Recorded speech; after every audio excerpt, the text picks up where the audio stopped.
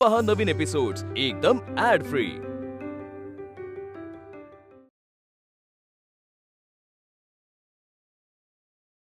विद्यार्थ्यांचं निरंतर शिक्षणात लक्ष असायला हवं। नेहमी कठीण परिश्रम करून ज्ञान प्राप्त करा। आपापल्या पाट्या काढा आणि ऐका, आता मुख्याध्यापकांबरोबर इन्स्पेक्टर साहेबही येणार आहेत। ते आल्यावर सगळ्यांनी उभं राहून नमस्कार करायचा, समजलं? या ना। नमस्ते गुरुजी। बसा बसा। मुलांनो, हे सरकारी अधिकारी आहेत। हे तुमची परीक्षा घेणार आहेत, ज्याने हे ठरवू शकतील की मुलं किती चांगल्या पद्धतीने शिकतायत आणि शिक्षक किती चांगल्या पद्धतीने शिकवतायत। आता हे तुम्हाला प्रश्न विचारतील, विचारा। अच्छा मुलांनो, मला हे सांगा, वास्को द गामा कोण होता?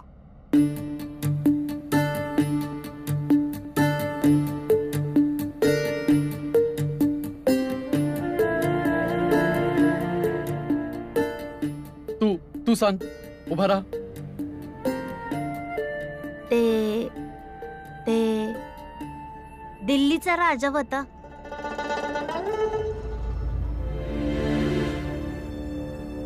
चुकीचं उत्तर। बस खाली। कोणी अजून सांगू शकेल? अरे कुणी तर सांगा।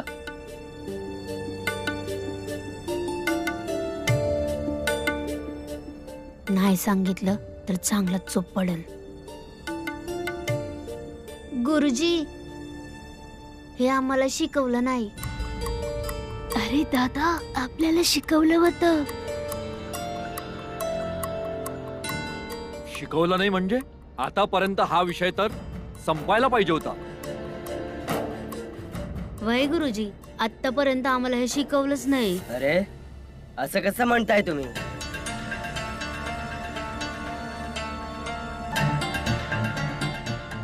असं शिकवता मुलांना?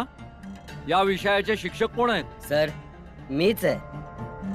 पण गुरुजी, गुरुजींनी हे शिकवलं होतं, पण आमच्यापैकी कुणालाच आठवत नाही। समधी खोटं बोलतात, भीम खरं बोलतोय। गुरुजींनी हे शिकवलं होतं, आमच्यापैकी कुणालाच ते आठवत नाही। बेटा, तुझं नाव काय? भीमराव। खरं बोलण्याची हिम्मत दाखवलीस तू।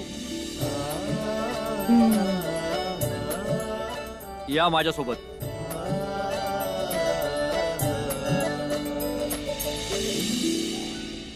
आता एकदा यांना जाऊ द्या, मग दाखवतो तुम्हा सगळ्यांना मी।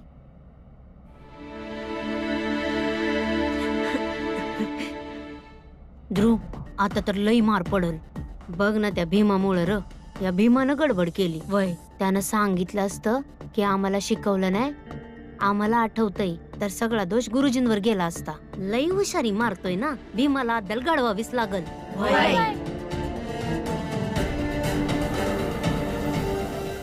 एक काम करूया, भीमची सगळी पुस्तकं फाडून टाकूया। हे चुकीचं आहे। तू गप्प बस, नाही तर तुझी पण पुस्तकं फाडून टाकू। एकदम गप्प बसायचं।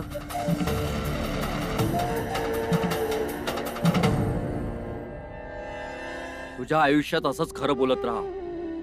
खोटं फार काळ टिकू शकत नाही आणि शेवटी सत्याचाच विजय होतो।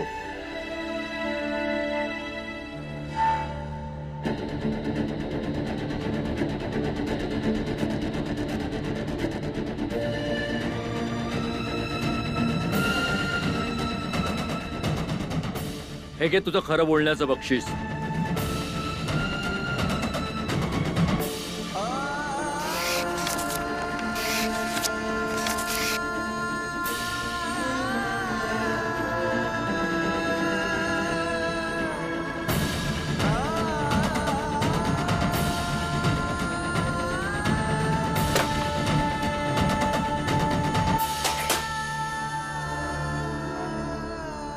खूप सत्यवादी बनत होता ना, हे आहे त्याचं खरं बोलण्याचं फळ।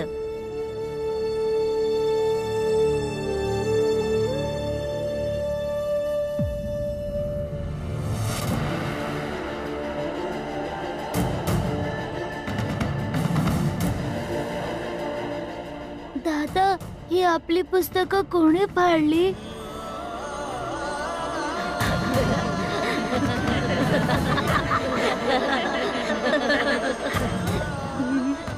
तुम्ही लोकांनी फाडलीत ना आमची पुस्तकं? मी काहीतरी विचारतोय. तुम्हीच फाडलीत ना पुस्तकं? वय फाडली, मग काय मारणार आहेस?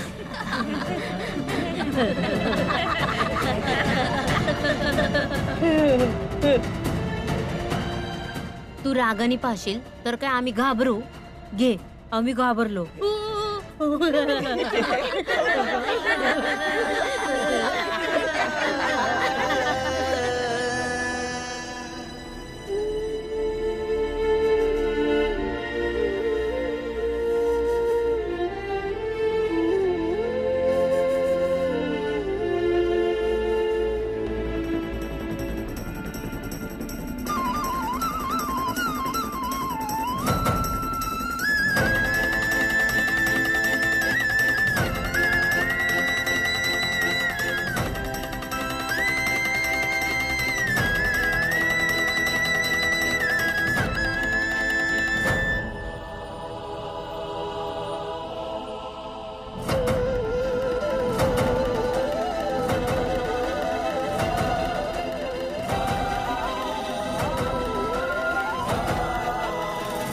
हे हे काय करतोयस आनंदा?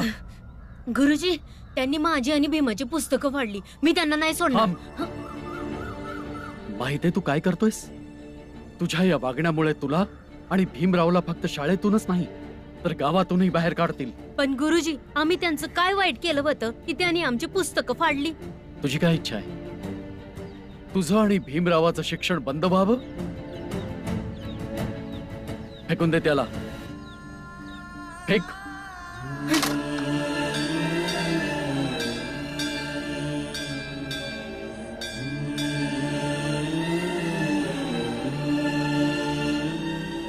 भीम, मला माफ कर. मी त्यांना नाही थांबवू शकलो, पण ते तुझ्यासोबत खूप चुकीचं वागले.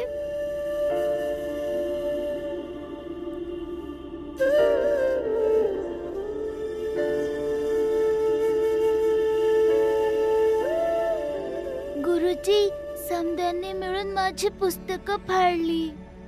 भीम, सहन करायला शिक.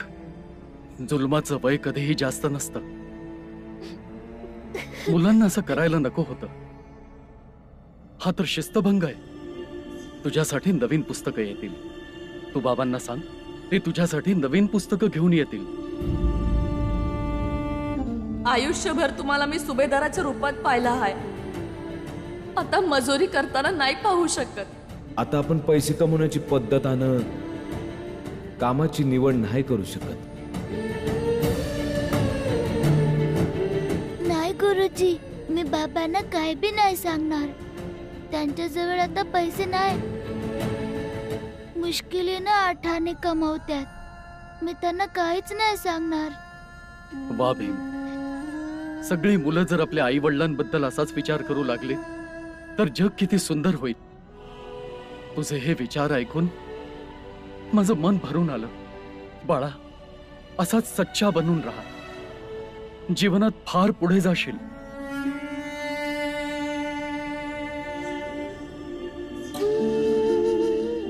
भीम, तू चिंता करू नकोस. आपण या पुस्तकांना गोंदानं चिटकवू. नाही दादा, जर आपण घरी गोंद बनवलं तर आई बाबांना माहित पडल. त्यांना त्रास नाही द्यायचा. शाळेच्या सुट्टीनंतर तुम्ही इथं माझी वाट पहा आणि मी माझ्या घरून गोंद बनवून घेऊन येईन. हो भीम, आता रडणं थांबव. तुझी पुस्तकं आता ठीक होतील. ही लोक आहेत ना तुझ्या मदतीला. मी प्रिन्सिपल साहेबांकडे जाऊन त्या मुलांची तक्रार करून येतो. ठीक आहे?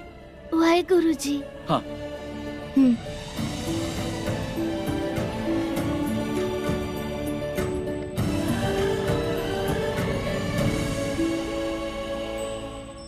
मुख्याध्यापक जी, आज काही मुलांनी क्लासमध्ये भीमरावाची पुस्तकं फाडून टाकलीत. त्या भीमरावाची पुस्तकं फाडून फेकलीत ज्याच्यामुळे आपली लाज वाचली. मुलांनी त्याला खूप त्रास दिला. चूक केली सगळ्यांनी. तुम्ही त्यांना बोलून शिक्षा द्या. शेवटी शिस्त लावून ठेवणं आपलं कर्तव्य आहे. तुम्हाला असं वाटत नाही का की तुमचा कल त्या मुलांकडे जास्तच आहे? तुमची तर भाषाच बदलते. कारण मी एक शिक्षक आहे आणि भीमराव आहेच एवढा चांगला की कुणीही समजूतदार व्यक्ती त्याच्यासाठी अशीच भाषा वापरेल. पण तुम्ही समजदारीची गोष्ट करत नाही आहात गुरुजी. मी मानतो की भीमराव एक खूप चांगला विद्यार्थी आहे, पण फक्त त्या एकट्यासाठी आपण दुसऱ्या मुलांना तर शिक्षा देऊ शकत नाही ना. तर मग काय ही मुलं भीमरावला अशीच शिक्षा देत राहतील? तुम्ही तर त्या भीमरावच्या पाठीस लागला आहात. आता इथे जसं चाललंय तसं चालू द्या. बाकी आणखीही मुलं आहेत शाळेत, थोडं त्यांच्यावरही लक्ष द्या. फक्त एकटा भीमरावच नाहीये शाळेमध्ये. जा. तुम्ही लोक आता इथेच थांबा, मी गोंद बनवून घेऊन येतो. ठीक आहे. चला तिथे जाऊन बसूया. ताई, हा तुम्ही बाजारातून काही भाज्या घेऊन या. मी घासलेट घेऊन घरी येते. पोरं आता शाळेतून येतील ना. तू एकटी जाशील ना? अव एकटी कुठं, मंजुळा हाय, दोघी मायले की जाऊ. तुम्ही काळजी नका करू. बरं ठीक आहे, मी भाजी घेऊन येते. सुरेंद्रनं तर आपल्याला चुना लावला नसेल ना? नाही, तो चांगला मुलगा आहे, तो नक्की येईल. घ्या, आला.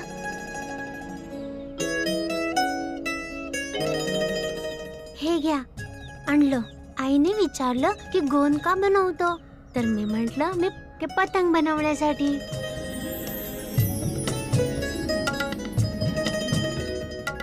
तू राहू दे. जर कोणी पाहिलं ना तू आमच्या सोबत आहेस तर तुला पण बरं वाईट बोलतील. तू राहू दे, आम्ही करून घेऊ. तू जा.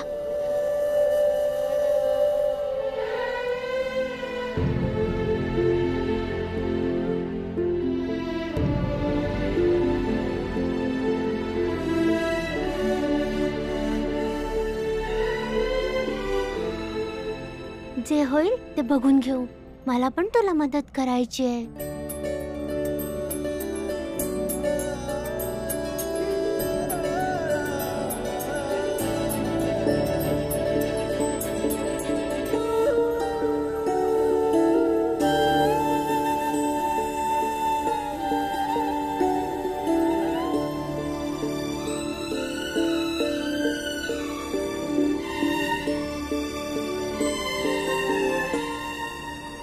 मला वाटतं आज बी असाच दिस जाईल. पर कोणता बी वाट सुरू दिसला की त्यासनी लुटूनच आपला दिस चांगला जाईल. कोणीतरी येतंय, तुम्ही तयार राहा. हे तर रामजीची बायको आहे. तिच्याकडून चोरी करणं, लुटपाट करणं म्हणजे हिला हात लावावं लागल, आणि हिला हात लावणं म्हणजे आपण अशुद्ध होणार आणि आपल्याला पापही लागल. तशी ही जागा सुनसान आहे आणि इथं आपल्याला कोण बघणार आहे? जर बघितलंच नाही तर पाप कसलं. चला माझ्या संगती. आई, हे घासलेट सगळीकडे का नाही मिळत? घासलेट साठी लांब जावं लागतं आणि मग रांगेत एवढा वेळ उभं राहिल्यावरच मिळतं. कारण हे घासलेट बाहेरच्या देशातून येतं आणि या घासलेटचं दुकान कोणी बी लावू शकत नाही, कारण कंपनी सरकार घासलेट टिकते. चल चल लवकर चल. कुठे चाललीस? एवढे पैसे दागिने असेल काढून दे. एक फुटकी दमडी नाही माझ्या जवळ आणि दागिनं तर सारं किलो म्या. तुझा जीव घेऊ आम्ही. बोलले ना काय बी नाही माझ्या जवळ. गप्पपणे पैसे काढ. काय नाही माझ्या जवळ, काय नाही. थोडंफार काय शिल्लक होतं त्याने हे घासलेट घेतलं हो. तर मग काय नाही. नाही. मी घासलेट नाही देऊ शकत. माझ्या पोराला अभ्यास करायचा आहे, माझ्या भीमाला अभ्यास करायचा आहे. हो, सोडा हो.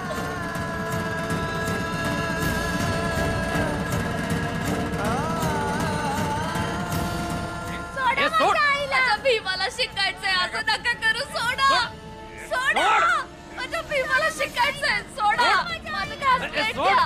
अरे माझी कोणीतरी मदत करा.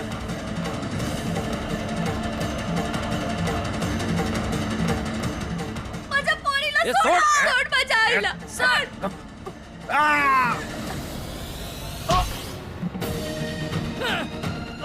मंजुळा, चाल. बोलले होते ना घासलेट देणार नाही. माझा भीमा कसा अभ्यास करल? माझा पोरगा शेजाऱ्यांकडे अभ्यासाला जातो तेव्हा लोक दिवा विझवतात. घासलेटाला हात लावला ना तर जीव घेईन तुमचा. चला पळा.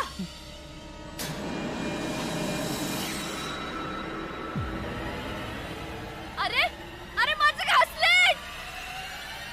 अरे अरे थांबा.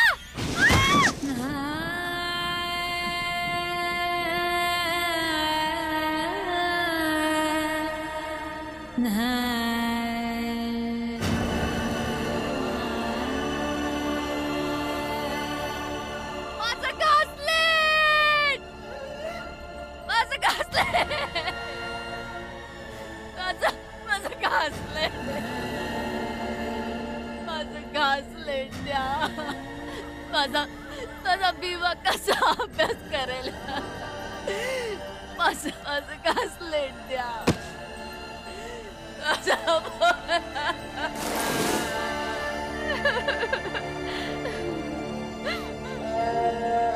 अरे अरे अरे फुलचंद काय झालं? अरे काय झालं? काय झालं काय झालं काय झालं काय झालं? सांभाळ सांभाळ. अरे पाणी आणा. लवकर लवकर. चल चल चल. अरे फुलचंद पाणी घे.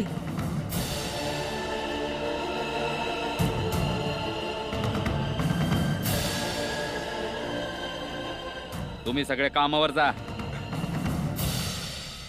मेला नाहीये हो. आणि तू र चल जा घरी. अरे जेव्हा शरीरात ताकद नाही तर कामाला कशा पाहिजे येता? नाही नाही मालक, मी काम करीन मालक. बिना पैशाचं घरी गेलो तर बायका पोरांना काय खायला देऊ? तुझ्यासारख्या कमजोर मजदुराकडून काम नाही करून घ्यायचंय. तुम्ही लोक असे पडत राहणार आणि हे बाकीचे आपलं काम सोडून तुम्हाला सांभाळत बसणार. शेतचं किती नुकसान होईल. नाही नाही, काही नुकसान होणार नाही. मी उद्या माझ्या पोराला घेऊन इथे येईन. आम्ही मिळून काम करू आणि तुम्ही एकच मजुरी द्या, पण काढू नका आम्हाला.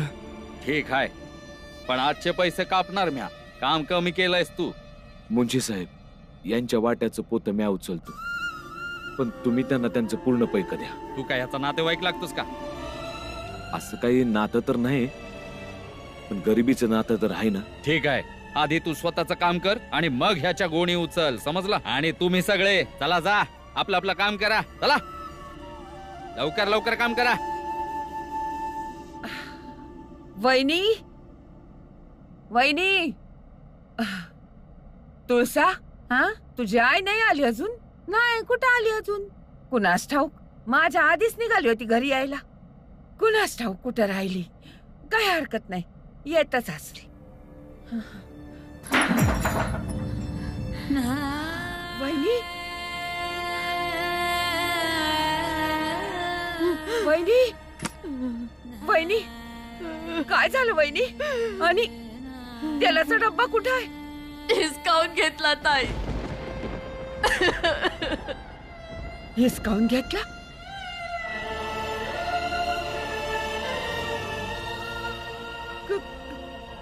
कोणी हिसकावला? माहित नाही ताई.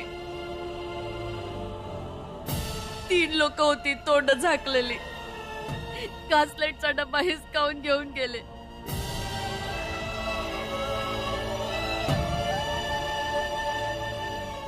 पैशाची एवढी तंगी आहे ताई, आपली पोरं शिकतील कशी?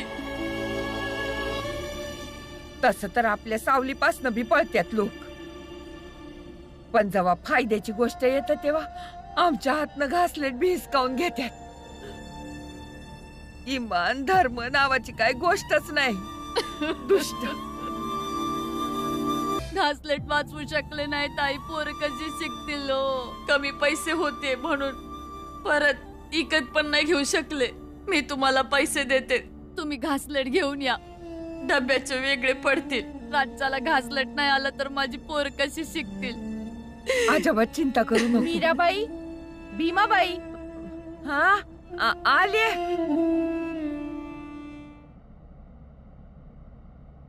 आज सांच्याला आमच्याकडे भजन आहे, तेव्हा समदे येत आहेत. तुम्ही समदे बी या.